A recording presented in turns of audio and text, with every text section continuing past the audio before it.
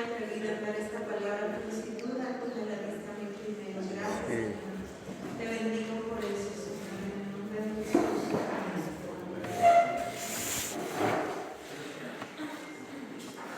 Bueno, hermanos, pues en Deuteronomio 30:17, Dios le advierte al pueblo de Israel y dice estas palabras: mas si tu corazón se apartare y no oyeres. Fíjate que en la Biblia el corazón no se refiere solamente al órgano que sostiene la vida. El corazón representa el centro de la persona. Entonces en el corazón se piensa, se decide, se ama, se cree, se guarda la sabiduría. Jesús mismo dijo que de la abundancia del corazón habla la boca. Y también podríamos decir esto: de la abundancia de nuestro corazón damos. ¿Sí?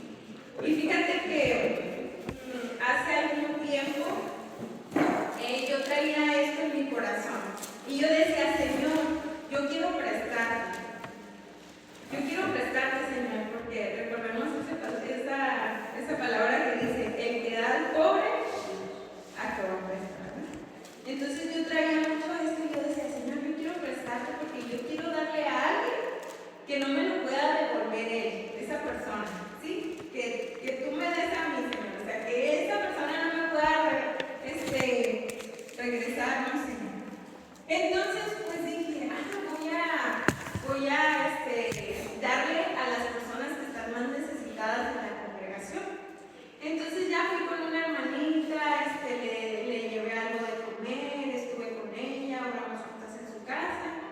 Y después me tocó con que la hermana ya estaba preparando unas palomitas para darles a mis hijos. Llévale estas palomitas a las niñas. Y ya después llegaba, no sé si mis hijas se acuerdan quién es esa hermana. Y llévale estas palomitas. Y luego les traje esto a tus niñas. Que la tienda me daba, es más, pastores. Hasta me llegaba a invitar bananas de split. Según yo no me podía regresar, ¿verdad? Y iba con otra hermana y lo mismo. O sea, me regresaba mucho más de lo que yo me imaginaba. Entonces yo entendí algo muy profundo con esto. Y entendí que ella daba de lo que había en su corazón.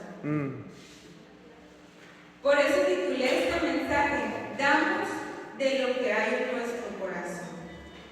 Y uno de los mejores ejemplos para mí, de los ejemplos bíblicos de alguien que dio lo que había en su corazón y que representa a un pastor, fue Moisés.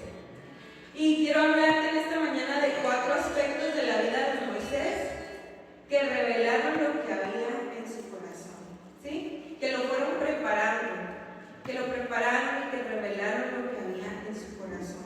Entonces, ¿sabes que Dios primero prepara el corazón de nosotros antes de entrar al ministerio? Dios nos va preparando, y Dios fue preparando el corazón de Moisés antes del ministerio que Dios tenía para él. En Éxodo 3:1, te invito a que vayamos a la palabra en Éxodo 3:1.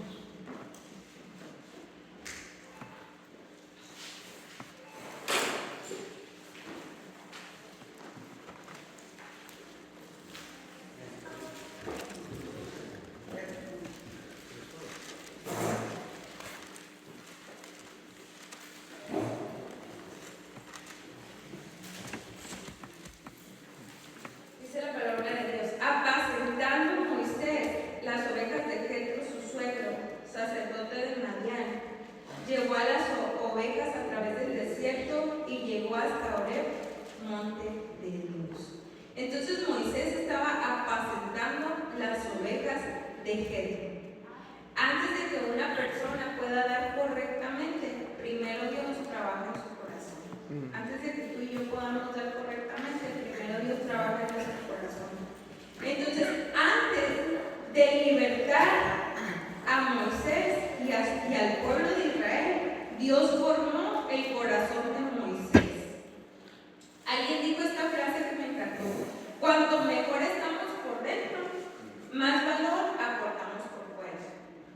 Cuanto mejor estamos por dentro, más valor aportamos por fuera. Entonces, si nosotros como pastores estamos bien nuestra condición delante de Dios está bien, si estamos buscando a Dios, podemos aportar unas cosas en nuestra congregación.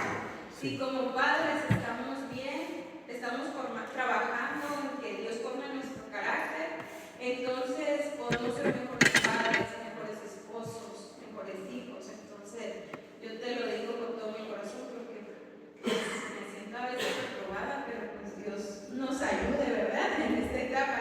Entonces, Dios formó a Moisés. Su preparación primero fue en el desierto, ¿sí?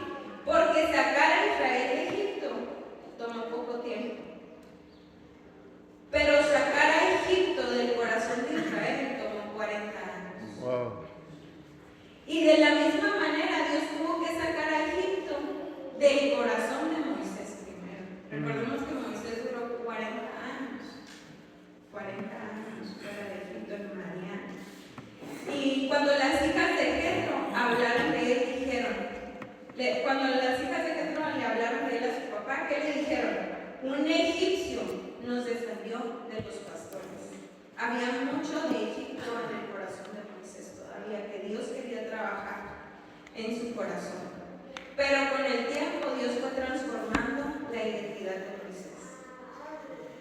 Dios humilló a Moisés. Para los egipcios ser pastor era una ocupación despreciable, sabemos eso, ¿verdad? Era una ocupación despreciable. Y antes de pastorear una nación, tenía que aprender a pastorear un rebaño, ¿sí? Porque cuando Moisés estaba pastoreando el rebaño, Moisés aprendió a cuidar, a proteger, a alimentar ese rebaño, a amar, a defender, a guiar a esas ovejas. Y fue así como Dios lo estaba formando su corazón pastoral. Ahí Dios estaba formando su corazón pastoral. Dios lo lleva al lugar donde lo usaría. ¿Dónde estaba Moisés? Cuando Dios se le aparece, cuando Dios se manifiesta en su vida. ¿Dónde estaba Moisés? En el monte, ¿verdad? En el monte Sinaí, en el monte Horeb. Dios le habló a Moisés en el monte Horeb. Ese monte sería después el lugar donde Moisés, junto con el pueblo, adorarían a Dios. Que fue lo primero que le dice Dios a Moisés, ¿verdad? Esto te será por señal. Volverás y adorarás junto con el pueblo en este mismo lugar. ¿Sabes que Dios muchas veces en nuestro caminar, antes de nosotros ser pastores, ahí Dios nos va preparando, Dios nos va capacitando, Dios nos va formando para cuando nosotros lleguemos al pastorado? Yo crecí en una comunidad pequeña, en San Quintín, y San Quintín es muy parecida al valle donde ahorita estamos de pastores. Entonces la cultura es muy similar, la gente, no sé cómo, el tipo de vida que tiene la gente. Sin duda Dios me iba preparando para lo que tenía para mí, para entender más a la congregación, al pueblo que Dios me iba a permitir pastorear. Y fíjense que también en este año, al inicio de este año, empezamos un ministerio nuevo, que es el Ministerio de Consolación, ahí en la congregación. Este ministerio consiste en acompañar y orar por las personas que han perdido un ser querido. Entonces todos los viernes en la mañana vamos y oramos por esas personas que han perdido a alguien. Pero después caemos en cuenta que el grupito de hermanas que somos, somos como 8 o 9, todas hemos perdido un familiar muy cercano, incluyéndome a mí, o sea, todas. A un padre, una madre, un esposo, un hijo. Y yo creo que el dolor, el haber vivido eso, sensibiliza más nuestros corazones. Sin duda alguna, sensibiliza más nuestros corazones y nos prepara para que nosotros podamos dar ese consuelo a las otras personas. Las que no han vivido eso, no están ahí, no están en ese ministerio, porque no lo sienten igual, no lo viven a lo mejor igual, ¿sí? Pero Dios nos va preparando en el proceso para llegar a donde estamos ahora. Y bueno, el segundo aspecto del que te quiero hablar es el contexto de la vida de Moisés, porque en el contexto también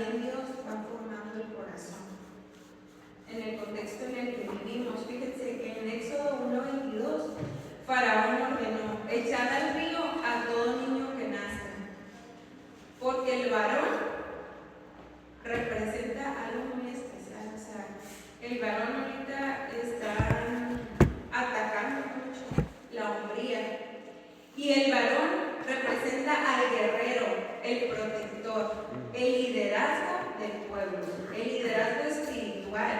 Entonces el enemigo quiere atacar y quiere acabar con la hombría o con la autoridad que tiene el hombre. Pero en medio de esa oscuridad vemos, en medio de la oscuridad y en medio del corazón de Faraón, porque eso revelaba también lo que había en el corazón de Faraón, porque los comentaristas mencionan que pues fue un cambio dinástico, un cambio de dinastía. Por eso el Faraón no conocía a José, no había oído hablar de José, ¿sí? Y en el corazón de Faraón solamente estaba la destrucción del pueblo de Israel. Pero en contraste con eso, y en ese mismo tiempo, vemos a unos padres piadosos. Vemos a unos padres que dice la Biblia que por la fe Moisés, cuando nació, fue escondido por sus padres y no temieron el decreto del rey. Unos padres valientes. Me gusta el comentario de Henry Harry que dice que la madre de Moisés inculcó desde niño las tradiciones de su pueblo. Me encanta esto. De tal manera que ni todos los atractivos del palacio pudieron borrar esas primeras impresiones en el corazón de Moisés. Ni todos los atractivos que proporcionaba, ni toda la comodidad que proporcionaba estar en el palacio del faraón pudieron borrar esas primeras impresiones que Moisés tenía acerca de su pueblo. Lo que sembramos en el corazón permanece por años.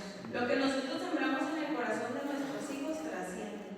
En el corazón de nuestra congregación trasciende. Y el tercer aspecto del que te quiero hablar es el carácter de Moisés. El carácter reveló lo que había en su corazón. Dios no solo espera que demos fruto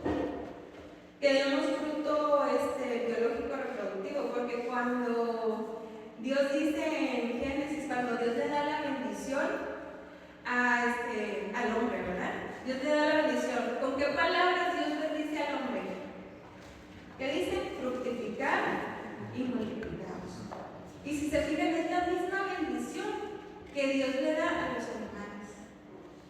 Fructificar. Y yo estaba pensando en eso. ¿Qué diferencia hay en el fructificar que Dios da a los animales, a las personas? Debe de haber alguna diferencia. Y la diferencia está en que antes de Dios bendecir al hombre, le dice, hagamos al hombre a nuestra imagen y semejanza. Quiere decir que el fruto para los animales solamente es reproductivo, pero para el hombre habla de un fruto en nuestro carácter, que sea más como Cristo, un fruto espiritual como el de Dios. Dios espera de nosotros que demos ese fruto.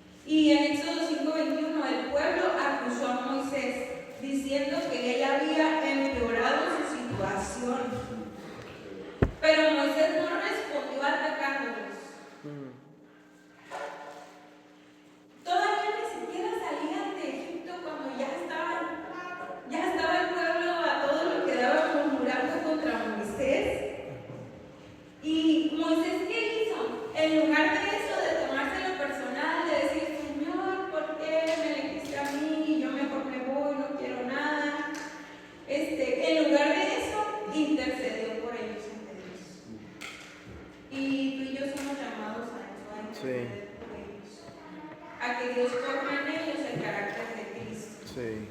A que Dios cambie su corazón, a que Dios quite la rebeldía de ahí, que hay en su corazón. Yo recuerdo una vez también en Guerrero Negro, yo estaba muy abrumada porque ahí llegaban muchos grupos de, ¿cómo se llaman? Misioneros.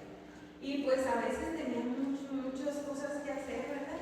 Según yo, como todos los pastores, tenemos muchas cosas que hacer. Y le dije a mi hija, ya tenía mis 2 niñas, y le digo a la más grandecita, porque la otra era bebé, ora por mí porque yo me sé, ora por mí. Y ya se pone y dice, la primera que dice, Señor, quítale la rebeldía que hay en su corazón.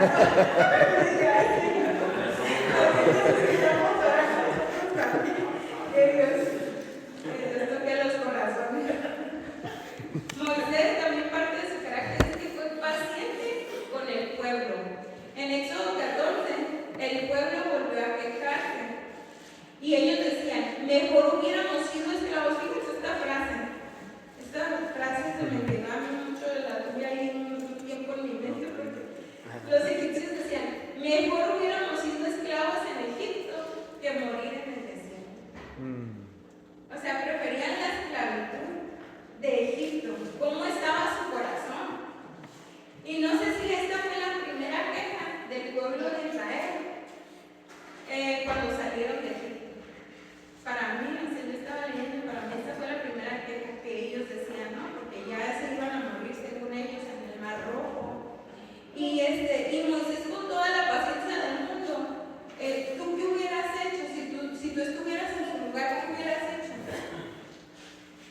Dan ganas a veces de golpearnos, pero imagínense, escuchando esto acerca de Moisés pudo haber reaccionado con enojo, pero él respondió con toda la calma y solamente les dijo, no temáis. Wow. No temáis. A veces juzgamos mal a nuestra iglesia, a nuestras ovejitas, porque ellos a lo mejor lo que tienen es miedo a veces, ¿verdad? Y tenemos que pedirle la dirección a Dios y que Dios nos dé esa palabra que es responder con calma y decir como Moisés, no temáis. Sí. Moisés no se burló de su falta de fe, no los atacó. Sí. También parte del carácter de Moisés es que aprendió a delegar. ¿Cuántos sabemos delegar? ¿O a quiénes les cuesta trabajo delegar? Nada más a mí. Pues en Éxodo capítulo 18, un pasaje bien conocido, ¿verdad? De Jetro, cuando va con Moisés, se menciona que estaba juzgando al pueblo desde la mañana. Fíjense, Moisés desde la mañana hasta la noche estaba juzgando al pueblo todo el día. Tiene tiempo para su esposa y para sus hijos. Lo bueno que no estaban, apenas Jetro los llevó, ¿no? Apenas Jetro los llevó, pero nuestro primer ministerio es nuestra familia. Sí, cierto. Nuestro primer ministerio es nuestra familia. Y no está bien llenarnos tanto de trabajo nosotros. Tenemos que repartir la carga también. El ministerio no se puede llevar solo. Un estudio de Barna reveló que entre el 38 y el 40% de los pastores han considerado dejar el ministerio por la carga de trabajo que tienen y porque creen que no pueden con las expectativas o no pueden cumplir o satisfacer las expectativas de la congregación y de la sociedad. Porque el pastor la hace de todo, ¿verdad? Debemos de tener todas las profesiones. Y los pastores, hombres hasta de albañil, de pintor, de todo, de constructor, y las mujeres de todo, de enfermeras, cocineras, todo. Pero por eso es necesario delegar. Es muy necesario delegar a su vida. Perdón. Moisés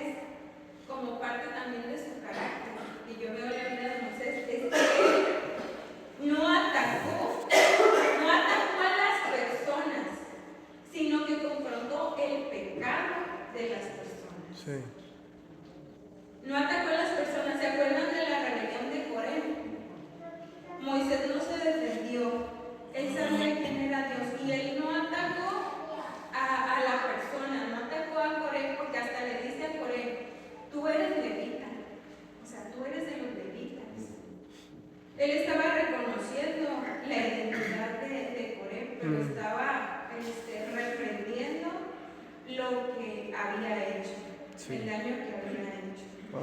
Dejó el juicio en manos de Dios. Pablo Hock dice menciona al respecto de este tema y dice: hay solamente una cosa peor que no tener la razón. Hay solamente una cosa peor que no tener la razón. ¿Sabes cuál es?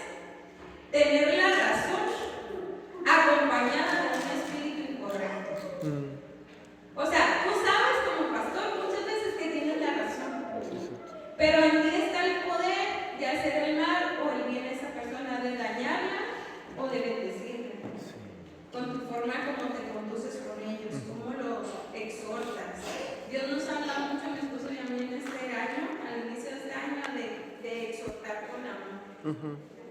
Exhortar con amor, enseñar desde el amor, porque a veces enseñamos muy crudamente. ¿Sabes? El talento que tú tienes, porque aquí hay mucho talento. ¿Sí? Está este lugar lleno de talentos, pero el talento puede llevarte a lugares donde el carácter no te puede sostener. Tenemos que tener cuidado con eso y trabajar en nuestro carácter. Porque el talento te puede llevar a lugares donde tu carácter no te puede sostener. Y por último, el último aspecto que quiero que miremos acerca del corazón de Moisés es el corazón de Moisés en su lecho de muerte.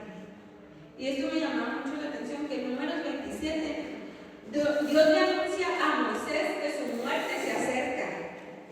¿Y qué es lo primero que dice la Biblia que hace Moisés? Pedir que Dios nombrara al siguiente líder. ¿Sí? O sea, pensar en las ovejas, que no se queden sin pastor. ¿Sí? Que Dios nombrara al siguiente líder. O sea, porque una oveja sin pastor, ¿qué hace? ¿Qué hacen las ovejitas cuando no tienen pastor? Un revuelo. Una oveja que no tiene pastor, se puede ir una oveja y las demás la siguen. Las demás ovejitas siguen a esa oveja. Y cuando viene el lobo, yo leí por ahí que cuando viene el lobo, la ovejita no pone resistencia. Entonces es presa más fácil del lobo. Y Moisés hasta el final estaba pensando en sus ovejas. También Moisés ya iba a morir y Dios le dice: anima a Josué. El trabajo de Moisés antes de morir era animar, fortalecer. Dios le dijo: da ánimo y fuerza a Josué, perdón. Entonces Dios estaba llamando, a pesar, muchas veces, yo sé que tú lo has entendido como pastor, a pesar de tus circunstancias, tú estás dando ánimo, tú estás dando fuerzas. A pesar de que a veces te encuentras en enfermedad, estás orando por enfermos. Eso es lo que Dios hace en la vida de nosotros como pastores. Las últimas palabras de Moisés, para mí, bueno, yo sé que una de las últimas palabras de Moisés que se menciona en Deuteronomio 31:8 es que Moisés dijo: Jehová va delante de ti, no te dejará ni te desamparará. Moisés le dice a Josué, ¿sí? Le da esa palabra de ánimo, esa palabra de fortaleza para la vida de Josué. ¿Sabes? Moisés entendió algo bien profundo. ¿Y sabes qué era? Que el propósito de Dios es más grande que nuestra vida. Moisés ya iba a morir, pero Moisés entendió que el propósito de Dios es más grande que tu vida. Moisés no llegó a la tierra prometida ahí, pero entendió que el propósito de Dios era más grande. En Hebreos capítulo 11. El cumplimiento final de la promesa no era carnal. El cumplimiento final de la promesa es Cristo. Y para terminar, quiero decirte que la vida de Moisés nos enseña mucho acerca del corazón del pastor. Y nos enseña que Dios no busca solo talento, Dios busca carácter, Dios busca un corazón. Dios busca corazones formados por Él, porque finalmente siempre terminaremos